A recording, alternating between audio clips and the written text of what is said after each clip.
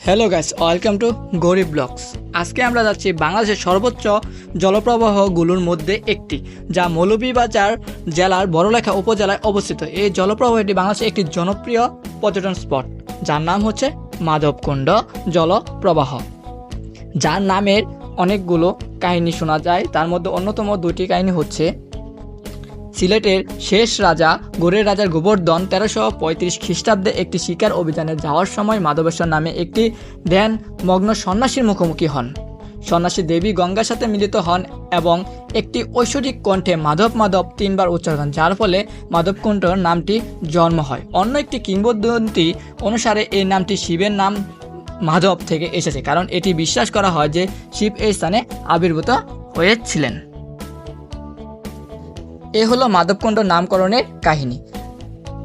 তাছাড়া মাধবকুণ্ড জলপ্রবাহের কাছে পরিকুণ্ড নামে একটি ঝর্ণা আছে। ধীরে ধরে 10 মিনিট থেকে 15 মিনিট হেঁটে গেলে সেই ঝর্ণার কাছে যাওয়া যায়। মাধবকুণ্ড ইকো পার্ক ঘুরে দেখতে বেশ উপভোগ্য।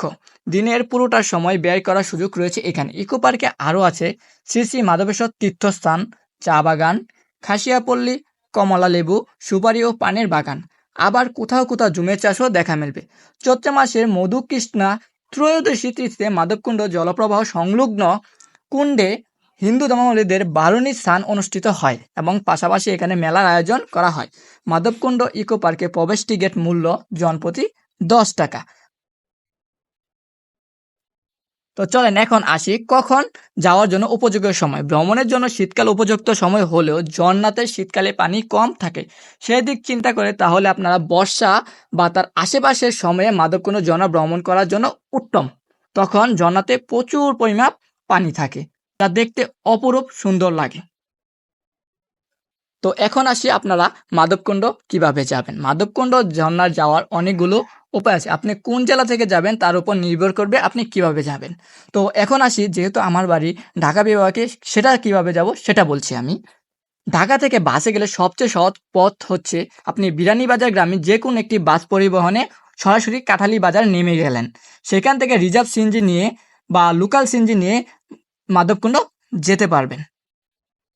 মৌলভীবাজারের আশেপাশে আরও অনেক দর্শনীয় স্থান আছে, চাইলে আপনার সেগুলো ঘুরে দেখতে পারেন।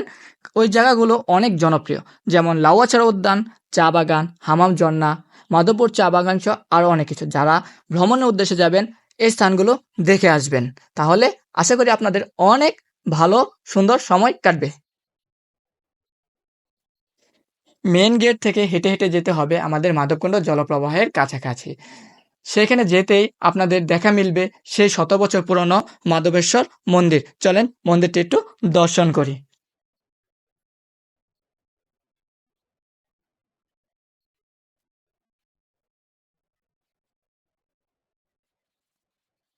এ হচ্ছে সেই মন্দির। এখানে পুরোহিত থেকে জানা যায় এই মন্দিরের কারণেই নাকি হয়েছিল মাধবকুণ্ড নাম। এই মন্দিরটির বয়স 100 বছর পুরনো।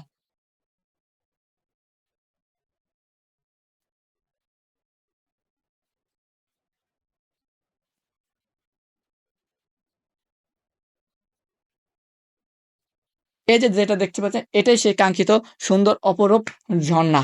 চলেন একটু উপভোগ করি।